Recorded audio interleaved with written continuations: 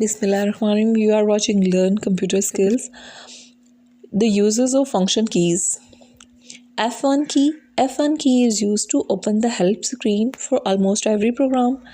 F2 key. F2 key allows you to rename the selected file. F3 key. F3 key opens the search feature for an application that is active. F4. Alt+4 close the active window. F5 key allows you to refresh the page.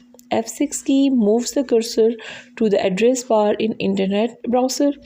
F7 key used to spell check and grammar check. F8 key used to access the tool menu. F9 key refresh a document in MS Word.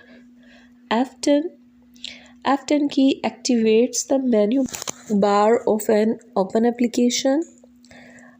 Shift plus F10 is same as right clicking. F11 key. F11 key is enter plus exit the full screen mode. F12 key is used to open the save as dialog box in the MS Word. Thank you for watching the video.